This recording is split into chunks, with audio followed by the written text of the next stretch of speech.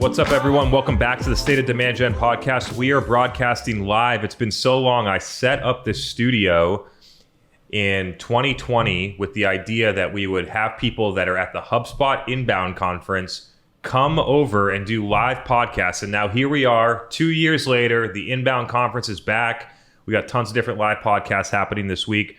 The first of which I'm super excited to have Daniel Murray on the show. Daniel and I have been close for years now, right? I think I came on your podcast. I'm not even sure it was called Marketing Millennials back then, but I think I came on the podcast in 2019, maybe 2020, and we've done a couple of them so far, which has been a blast.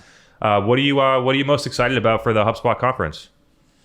Meeting people. I think that's what the conference is all about, is seeing people in person for the first time. There's a lot of people on Twitter, on LinkedIn that I haven't met because of the pandemic. So I'm really here just to hear interesting people speak. But I think the most underrated thing about conferences is the conversations that happen outside of like the actual talks, not the actual talks, in my opinion. So totally. That's what I'm excited about. Yeah, I think that's like, especially for people like us, given the producing content on the internet, a lot of people like know us. And I think there's a really interesting thing, because I used to go to conferences without awareness and a profile, and it's much more challenging to engage in conversations and have those outside conversations. Now it's a little bit easier because you use digital to set up sort of like real life interaction. That's how we know each other. We use digital to set up real life interactions. Yeah, I'm a correspondent, so I'm going to be like tweeting live at there. So if I didn't go on LinkedIn or Twitter, I would never have got like an opportunity to come here. HubSpot's giving me a ticket to come here, so super excited for it. Hell yeah. And I think one of the core things, I think we're going to title this episode a LinkedIn deep dive. We got two people on here. Daniel has been absolutely crushing it, has a little bit of a different strategy than me, has been getting the company page to work really well. So I'm interested in talking about that, because like we've been working real hard on that, but don't see a ton of company profiles being able to do that. And just going way more into how the dynamics of LinkedIn are changing. So I've been spending a lot of time talking about the things that I'm seeing, but it'd be really interesting to talk through live on what is actually going on the platform, and then how could people adjust to that in real time, and how should they think about LinkedIn inside of their strategy, sort of give you some thinking and ideas. So like we prioritize our programs, or at least I do in my head, and like there's been a time recently where it's like, okay, like YouTube that we thought was number 3 is now number 6, and we're going to move TikTok up. And so you go through this little prioritization exercise in your head, and it'll be interesting to figure out where LinkedIn falls nowadays, right? So I think for a lot of people, LinkedIn, if you think about the available social platforms on the internet in B2B, LinkedIn is like number 1, like gotta be number 1. And it'll be interesting to talk through it and see whether we arrive there as well. So maybe at a high level, just talk us through what you've been doing on LinkedIn and how you think it is right now. I think at a company page level, it's a great place to be. At a personal level, it's a little harder when you're bigger. I think when you're smaller and growing on LinkedIn, it's a great place to start, because I think, one, what I would have done before if I knew about this is curate who I actually is my connections. I think at the first, when you start growing, a connection equals a follower, and then you get lost in the connection game, and then your whole feed gets terrible.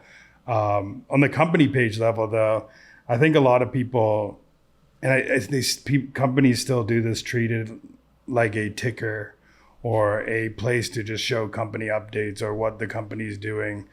I think there's a strategy to be the place for marketers to go, or the place for this audience, salespeople to go, or the place to be for somewhere to go. I think company pages, LinkedIn is late to the game of this, but if you go back and look at Instagram, if you go back and look at Twitter, the company pages that treat their pages like a place for somewhere for their audience to be, and not treated as a company page, are winning. So I kind of think of it as like these meme pages that have been big on Instagram for a while. I treat my company page like that. Obviously, it's a different model for me because I have a different strategy on there. But I think a lot of companies could not think of it as a company page, but think of it as a media asset for creating great content for their audience instead of creating great content to show off what their employees are doing, what webinars they have, what blog posts they have out there, because those don't get reach on LinkedIn anyway. So why not just use it for that? Yeah, totally. Companies continue to use this as a like a PR channel, for a better way to like a lack of a better way to say it. Hey, look at what we did with these people, or look at what our employees are doing, or hey, we just got Susie. She's our new VP of marketing. Here's the things we asked her on onboarding, or a bunch of shit that honestly nobody gives a fuck about. And so it's interesting to see. And I also want to let people sort of have some more context on your model, right? Because it is different than how we approach it, because it's after attention or reach, not necessarily like B2B conversion. And so there is a little bit of a different element here, but there's a lot to learn. There's a lot to learn because having attention is a precursor to being able to create demand, or being able to have people understand your perspective or things like that. It could be an engine for people to become aware of you and then sort of hear you somewhere else. I'd also like to dive in, like, what are the things that you're doing to get a company page to, do you think it's the content? Like what about it is making this happen? Because there aren't many companies or people out there being able to make a page work better than a personal profile, including myself. Yeah. So going back to the first part of it, of like what my strategy for company pages is, so to not steer people off the wrong track.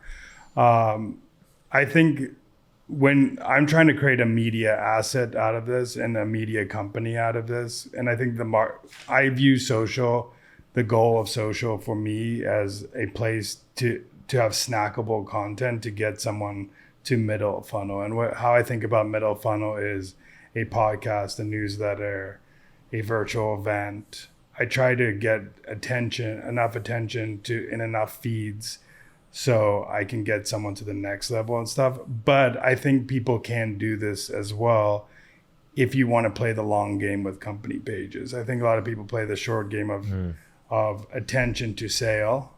And I think if you play the 1 to 5 year game of, let me get as many people in the middle funnel, create great content in the middle funnel, and then nurture the middle funnel to get them to sell your product bottom of funnel. I think that is how I think about it, because I'm trying to create a big enough audience to eventually, if I wanted to start a product, sell something to somebody. So it's kind of the model of the newer models that are coming out is build an audience for, like Mr. Beast. Like, let's give a B2C example. Mr. Beast created an audience first, then he created Mr. Beast Burger, then he created Feastables, then he created products off of what the audience actually want and what he's actually likes to do, instead of being forced on a market and then finding customers for your product. Yeah. So I'm trying to create an audience for it. And what was the second part of it?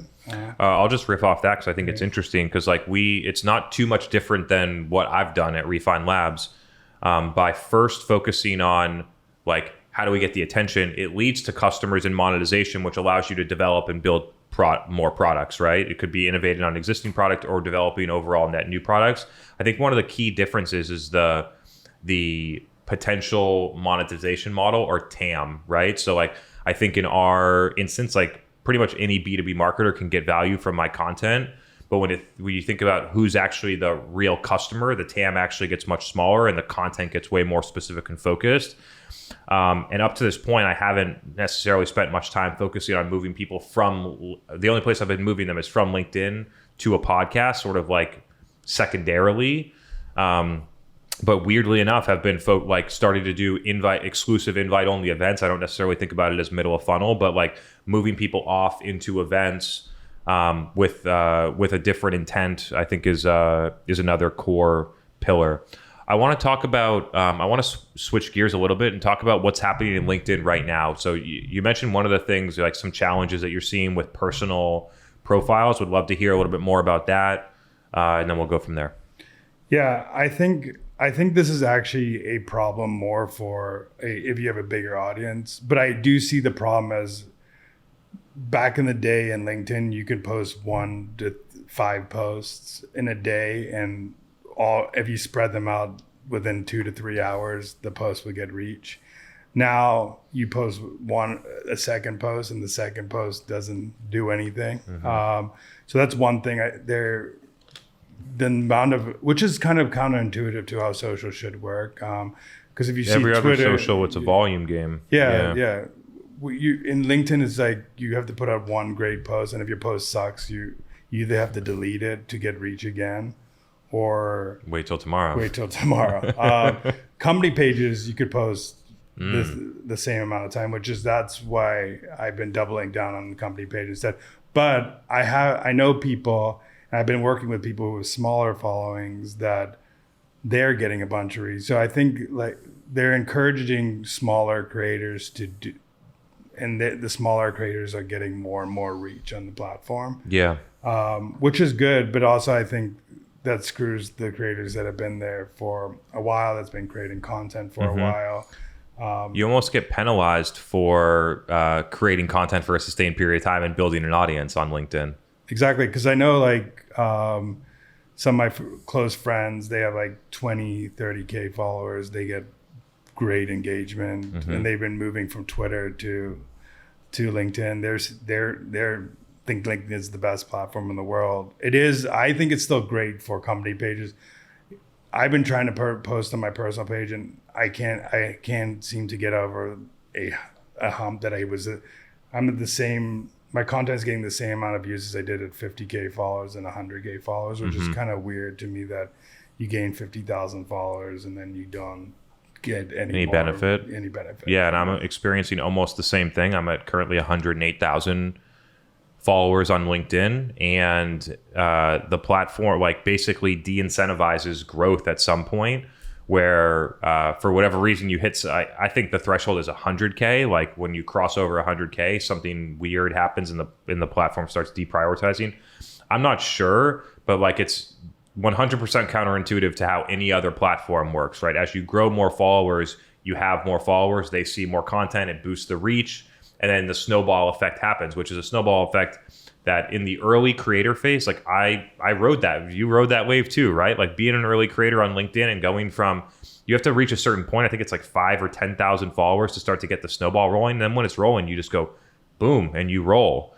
But for whatever reason, the LinkedIn as a platform seems to not, like you start to reach a point of plateauing, which is not consistent with my experience on other platforms.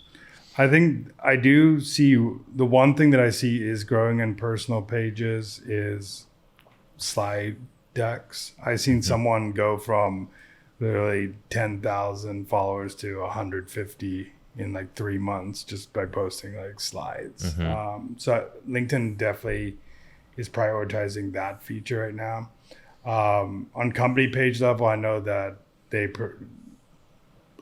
text posts and image posts are doing well, but also LinkedIn Live is kind of getting a little spurred back, I think.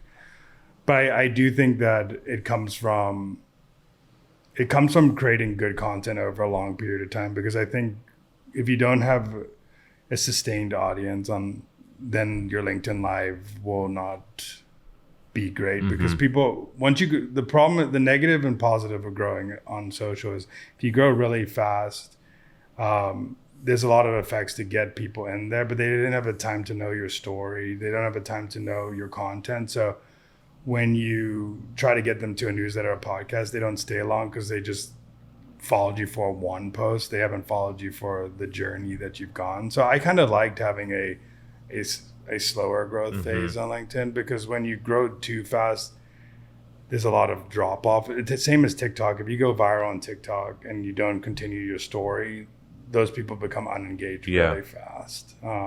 So that's the negativity of going viral. Everybody chases virality, which is but then great. You just get this like peak, and then it's hard to replicate. And the followers that you gain during that peak are typically going to see themselves out over time.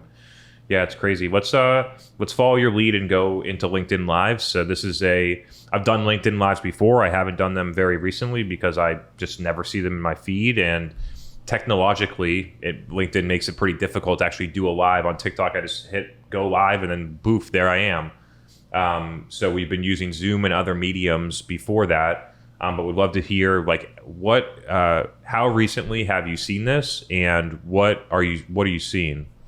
So I just created my first event, and actually in Sales Impact Academy, we do a lot of LinkedIn Lives. And I think what's great about LinkedIn Lives is if you create a LinkedIn event, you can invite your target audience to the LinkedIn event.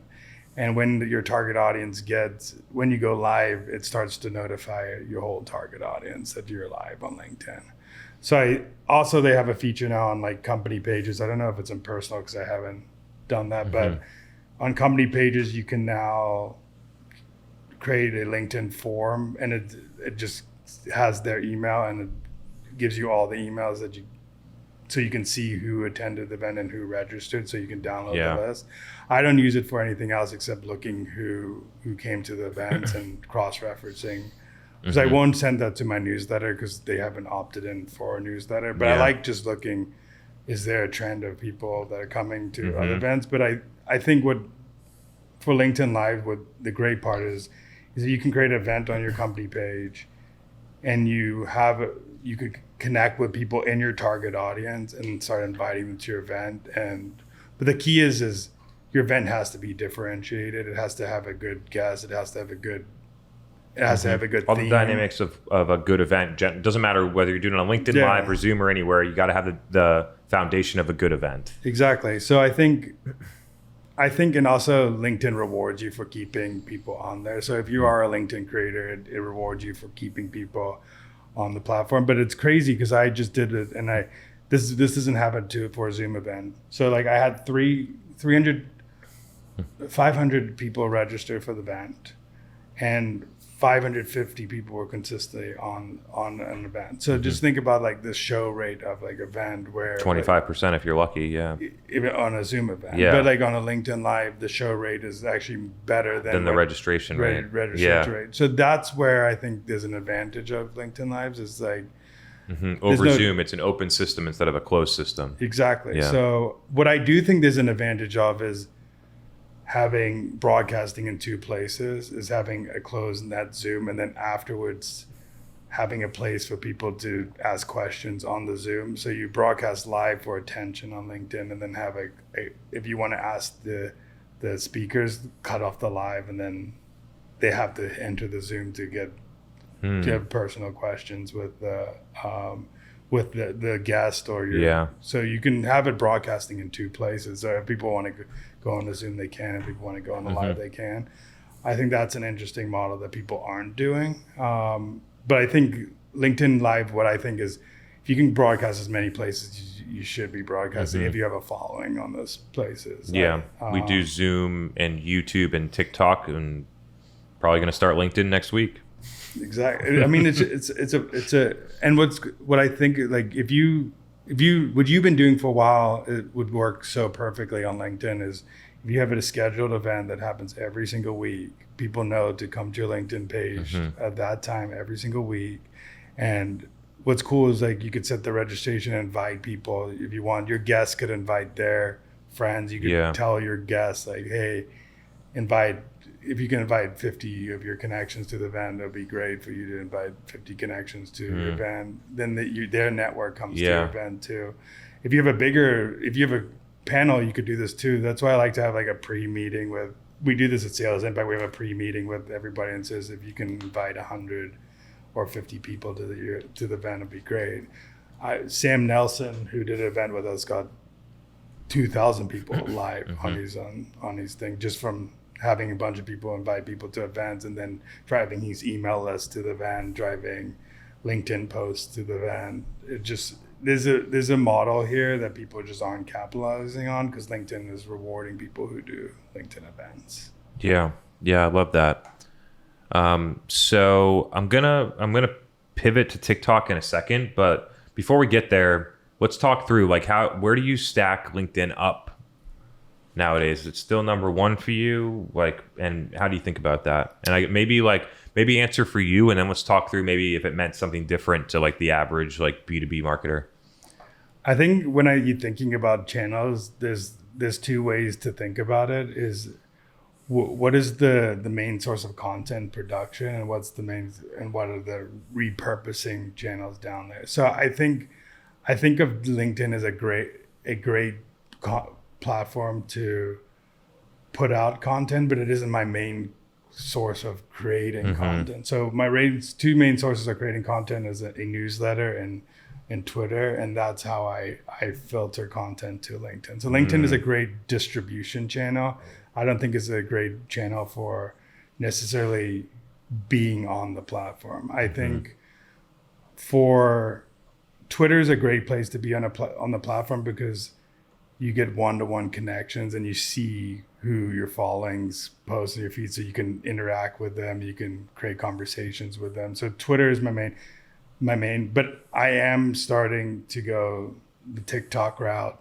So right now if I would rank it, I would be Twitter, LinkedIn, and now probably TikTok is going to replace it. But I actually think of it as since I have a different model, I actually think of newsletter and podcasts as 1 and 2, and then I think of Twitter, LinkedIn, because middle funnel helps me create top of funnel content. So if I can create contents there, I can repurpose on all. Yeah, it's all like content pillars versus repurposed distribution. So I sort of think of it the same way.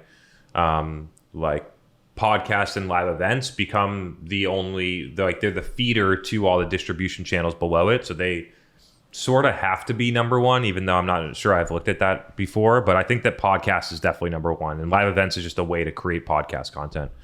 And then from there, I guess right now I'm probably LinkedIn is number 2 and TikTok is number 3.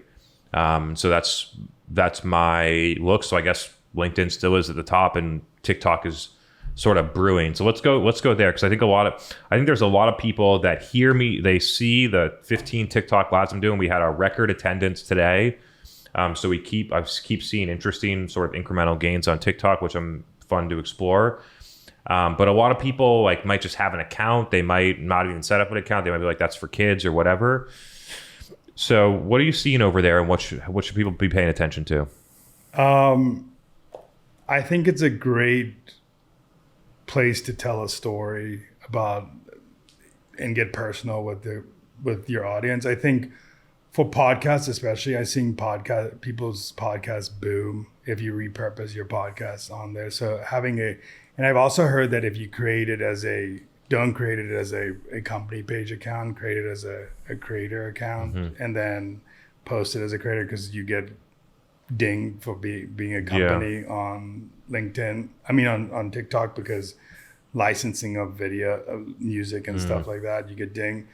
I also see a lot of my friend JT Barnett, he's big on TikTok, and we had this whole conversation actually on the LinkedIn Live about TikTok, and he was telling me that if you do the same thing as you've been doing for a while on LinkedIn, on TikTok, you eventually start getting your audience, because TikTok needs 30 to 60 to 90 days to learn what your content actually is. So it's looking at the words you say, looking at the captions that you're putting, it's looking at your hashtags, and then it's creating this and then feeding it. I'm starting now on my personal feed, starting to get more marketing content than ever, because I'm a marketer, and it's because I search marketing hashtags. I search that. So now it's becoming you engage with marketing content. Exactly. And so it just starts. Yeah. The algorithm is the most impressive part of the platform, I think. I think what people don't get is that TikTok on any platform is the first 60 days are not for reach. It's for TikTok to actually learn who you are and what your content's about. And I think a lot of people worry about that I'm getting 100 views or I'm getting 2 likes, but TikTok needs to know who to distribute your content for, because it's an interest-based platform. It's not a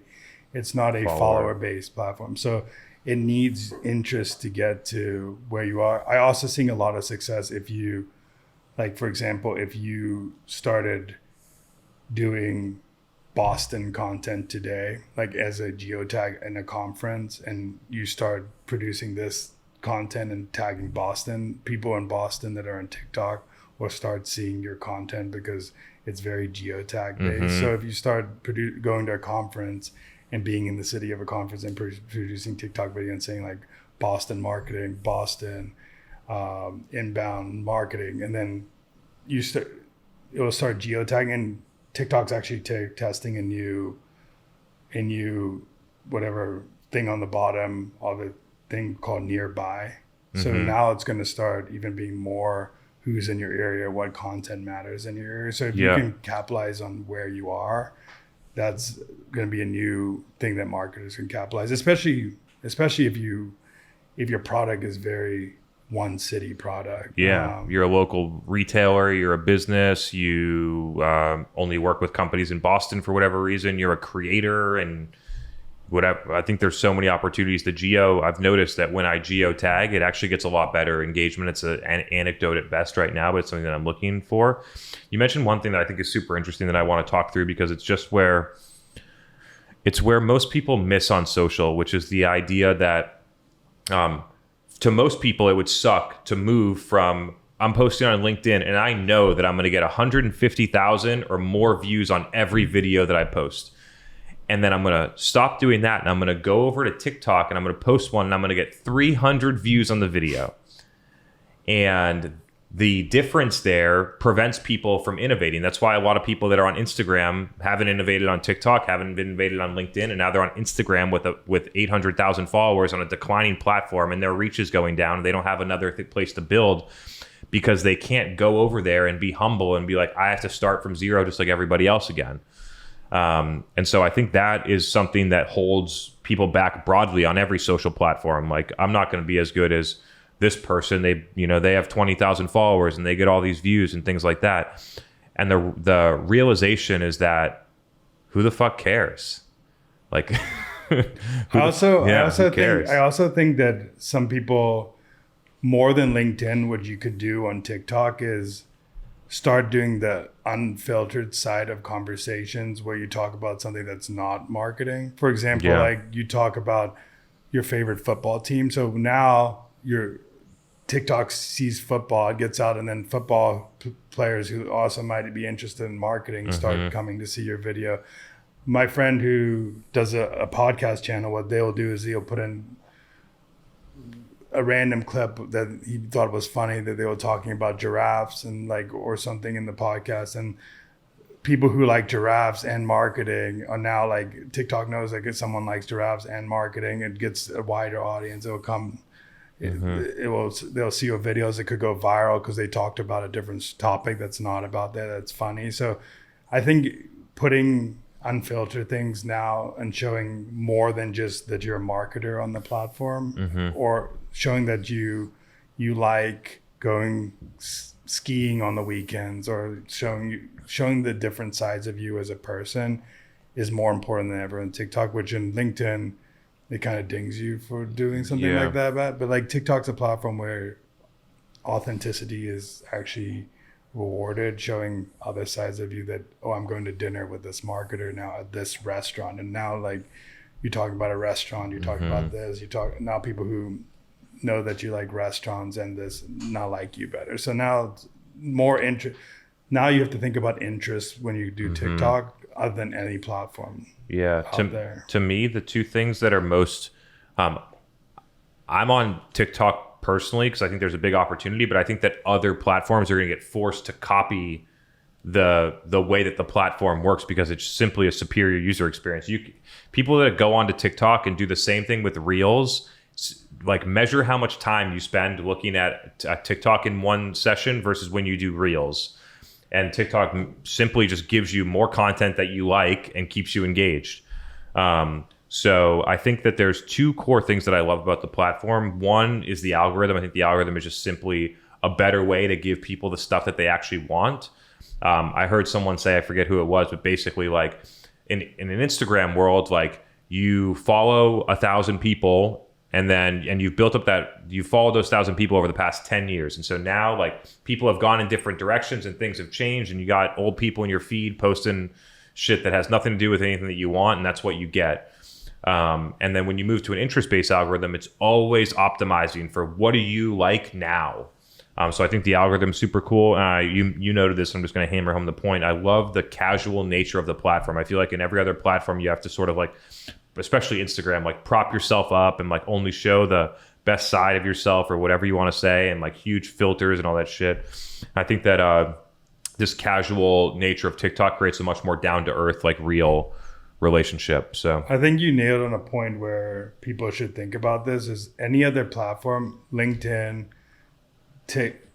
Twitter, Instagram, Facebook, yeah. all of them are follower based. It's not interest based. So what that happens is over the years, people you follow, you might not like their content anymore. So you might their content might start getting crappy. Their content might, and it starts decreasing your experience in the platform, whether you know it or not. That's why, like for me, that's why Instagram's starting to show source content, because I don't want to see my friend from like 15 years of content. But you don't want to unfollow them. Yeah, exactly. So that's the problem but no platform. The problem is Twitter. It's going to be hard for Twitter to do this unless they get AI, because Twitter needs to be able to learn that people like marketing and stuff. And the only thing when you go on Twitter is they ask you like 5 questions. Yeah. Facebook is the one platform that can do this and that hasn't done it. They have so much data on you to give you the content they want, but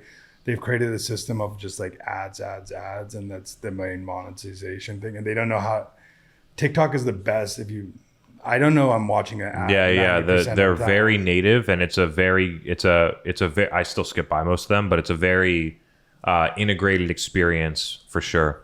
Yeah, I mean, also like as someone who's doing advertising on, I think this is also another topic that people go talk. If you're doing advertising, and I like marketing as a marketer, I'll start getting marketing specific ads. I'm getting marketing agencies targeting me now. I'm getting marketing newsletters targeting me now. I'm getting a bunch of marketing but the thing is, people aren't willing to invest in the platform for 60 days to let the algorithm learn what your company's about, learn what your content's about. People are just doing, I posted 10 videos, it's not getting views, now I'm getting off the platform. Yeah.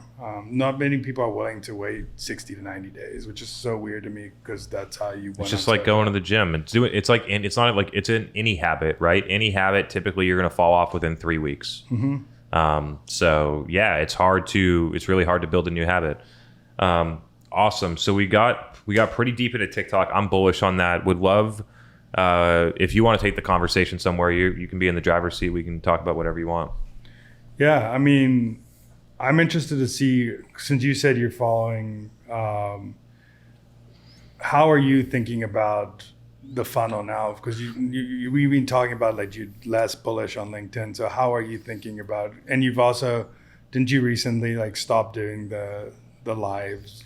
We stopped doing the Zoom live. Yeah, we're in the process of rebranding and re-architecting the event. So I'm happy to talk through all that stuff. Yeah, I'm interested to see like how you thinking about it now, the content play, because you don't have LinkedIn is not your main focus right now, even though it's top 3. Yeah. And that event was one of your biggest things now. So how are you rethinking about doing all these channels? Yeah. So a couple of things that the core strategy is still the same, like use organic distribution with strong content to own your space, right? So that's the thing. And then how you actually do that, I think, is a core difference that we're thinking about.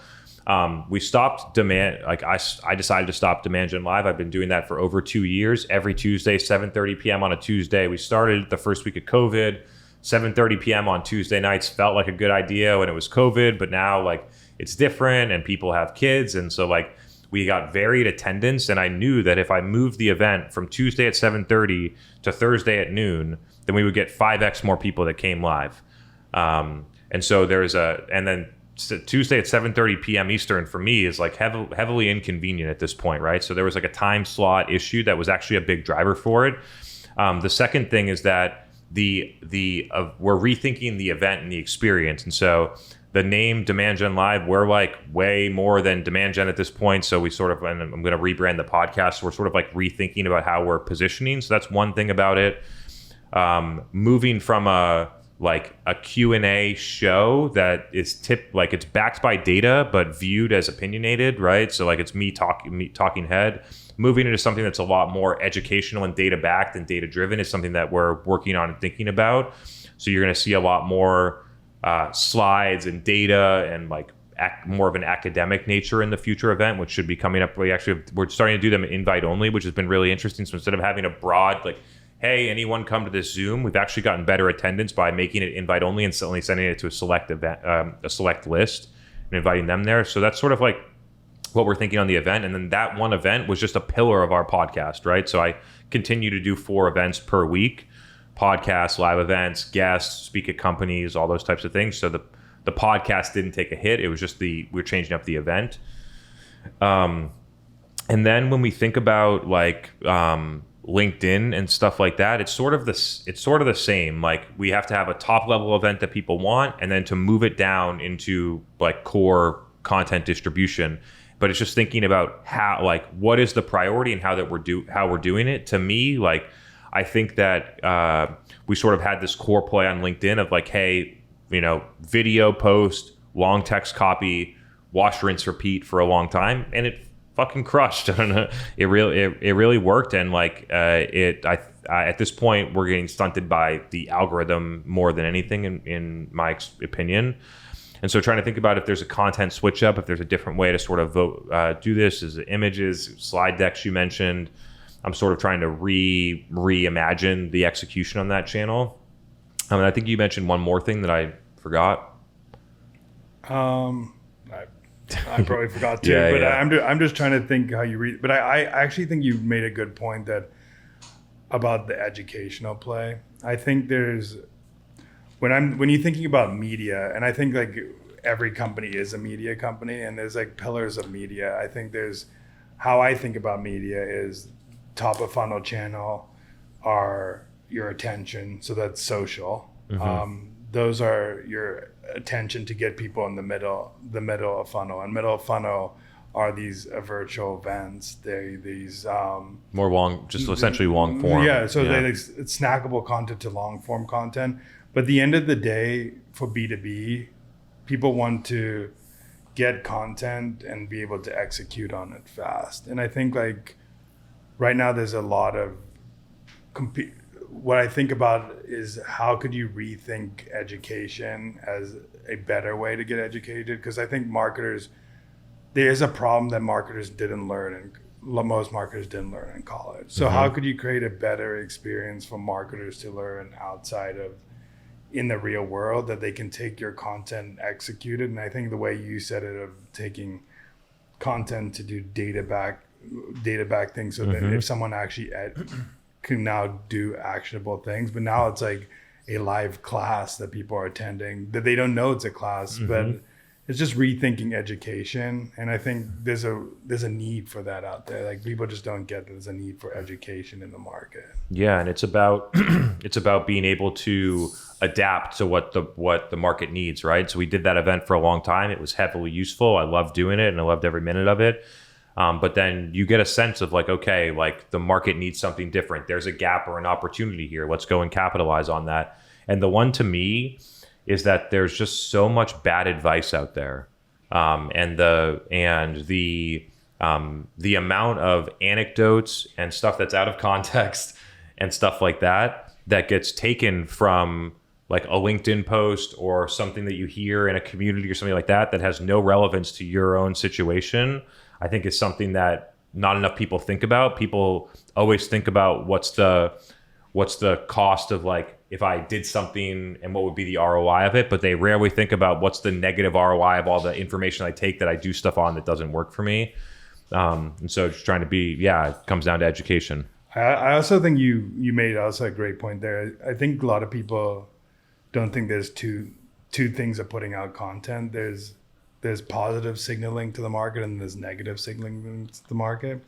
And a lot of people think about the content as just like signaling. Like I don't think there's negative and positive. And I think negative signaling is what a lot of marketers do, and they don't realize they do it. And what I mean by regular cities is if you put out bad content for long enough, if you spam emails for long enough, Mm-hmm. at some point you're getting diminishing returns on your Negative content. ROI. Yeah, negative Yeah, ROI. yeah. And Same thing with cold calling, and same thing with anything that you do that's not buyer centric. Yeah. So what I think a lot is like if you don't provide value in every single content, sometimes it's better not to put something out than put it out in the market. And a lot of people don't think about that. I think a lot of people think like, say, and that's even for your brand right now, say you put out something really crappy right now, it might do you worse in the market than you not putting out anything in the market. So I think like a lot of people don't think about that. If you put out like 5 bad posts around people see you slacking, it's actually bad in the market. It also signals the algorithm that, hey, this person's posted 5 times, you haven't engaged, let's stop showing them. Yeah, exactly. So a lot of people just don't get that there's actually negative signaling in the market. And I think most people do it on emailing. I think I think it all comes down to goals. I think it all comes down to revenue goals and what they're doing it. But it's like, I've also been thinking a lot of time, it's like, what is the LTV of your audience versus the LTV of your customers? Because I think there's an LTV of audience and a lot of like, you can lower your LTV of audience, even though they haven't even been in your like funnel yet. And a lot of people don't think of LTV of audience because they haven't gotten their funnel yet. And I've been thinking about this a lot lately. I don't know how to I haven't thought about how to do it yet, but I've been thinking of like, if you have an audience of 100,000 people and they're not in your product yet, but there is an LTV of that audience.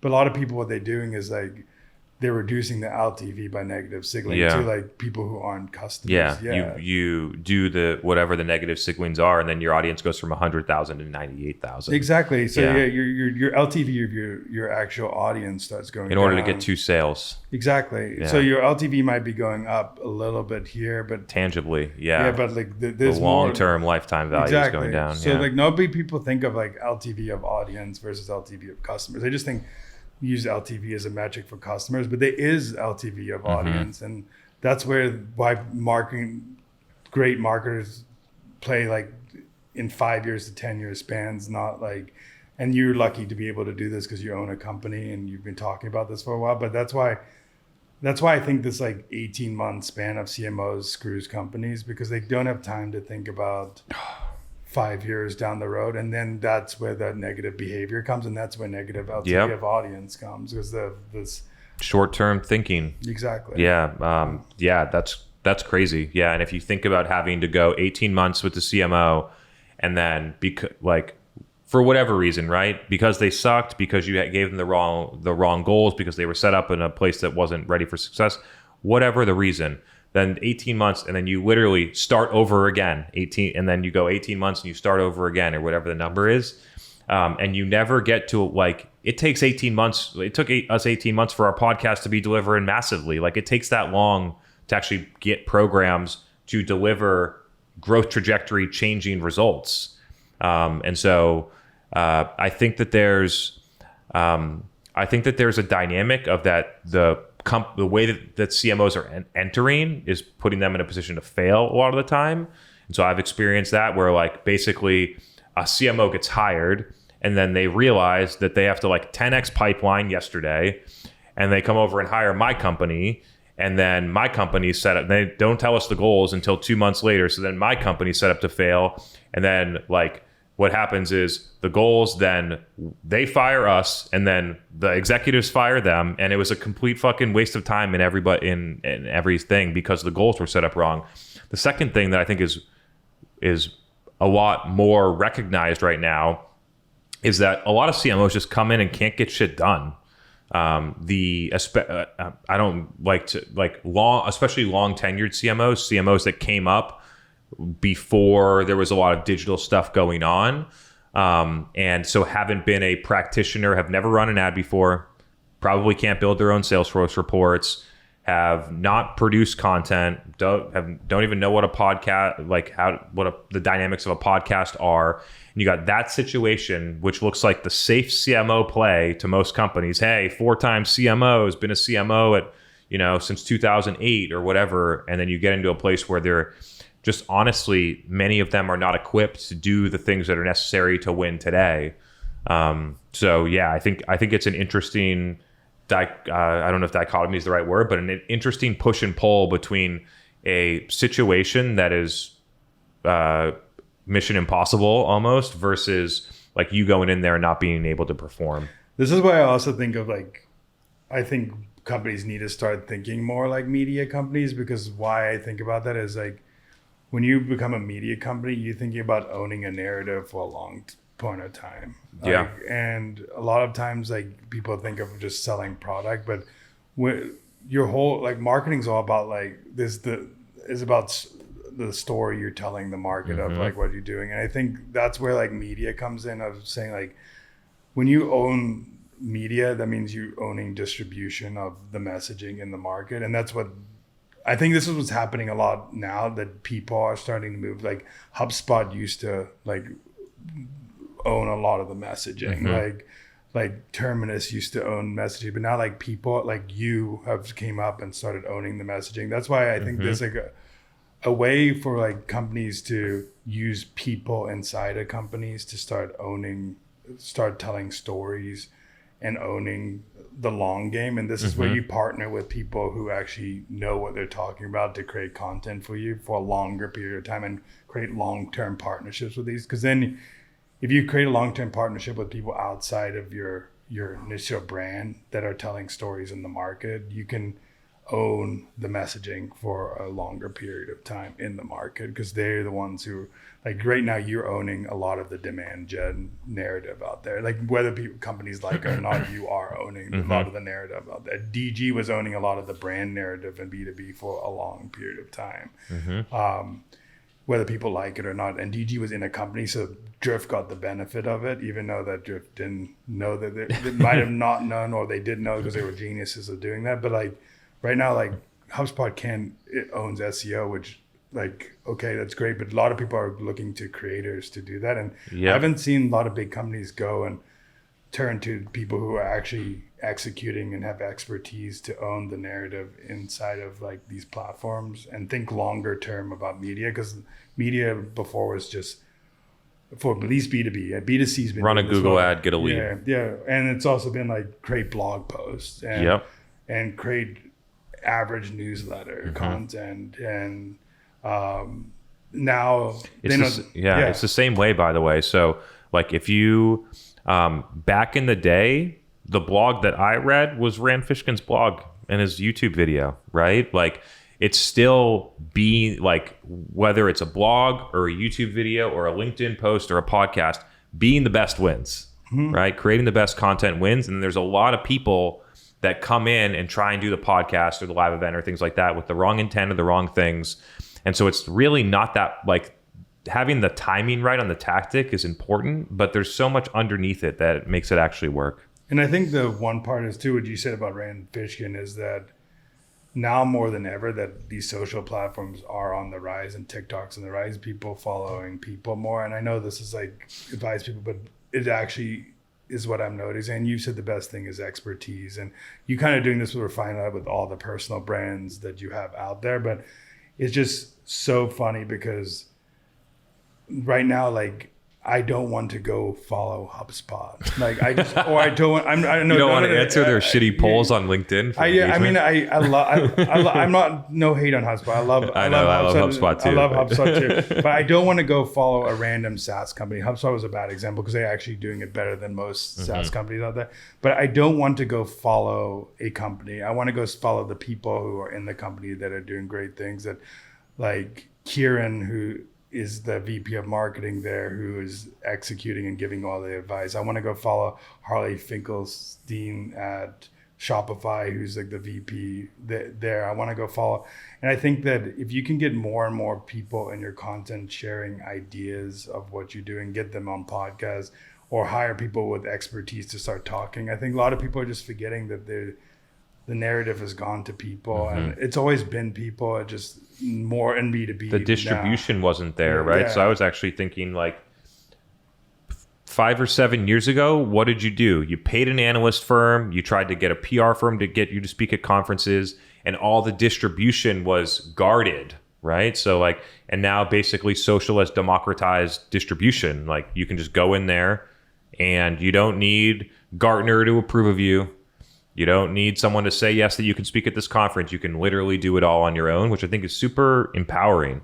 And I think it creates a level of meritocracy that is super interesting. So if you're good and you execute, then you'll win because the audience determines who's good or not Gartner anymore. And so I think there's some really empowering underlying details if you actually look at what's happening. Yeah, and I also think that like if you don't have people in your company that want to create content, just interview them or get someone in the company to take their voice and distribute their voice out to the market. I think that what people are doing is they're just copying every single blog post over and over, and it's just getting watered down blog posts, watered down webinars, watered down, and that's why people are going to find people now that are doing great things. And some of those people work at big brands. That's why I think HubSpot's actually doing a strategy that I think that people should do for events. They reached out to 50 people who are active on Twitter, and we're like live tweeting at the event. So now we're getting and they just give us free tickets to come, and it's not low cost for them, and they get a bunch of attention through people because they understand that people. So HubSpot actually gets it. A lot of companies don't get it's invested in community where you can get, if Chris Walker starts talking about metadata is going to get more value out of him talking about it. It's investing. They don't think that though. That's what happens though. Like most companies aren't smart enough to realize what's happening. Yeah, it's like it's just like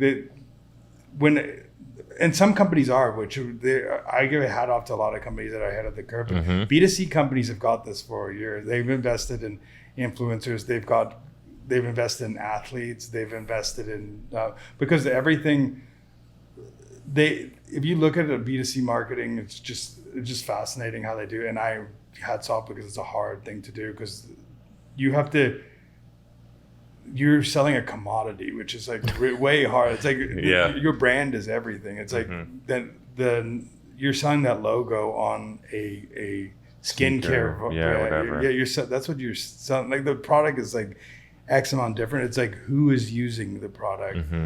How did that product make you feel? Like, and that a lot of the SaaS companies have relied on a lot of times how great their product is or how great their engineers create the product, but not how great, like Gong is like the example that comes to mind of like, just like who did great B2B marketing, because Gong product is not superior to most products. Their marketing is superior to most products. Like, people want to wear a Gong logo on there. Like people want to have Gong swag.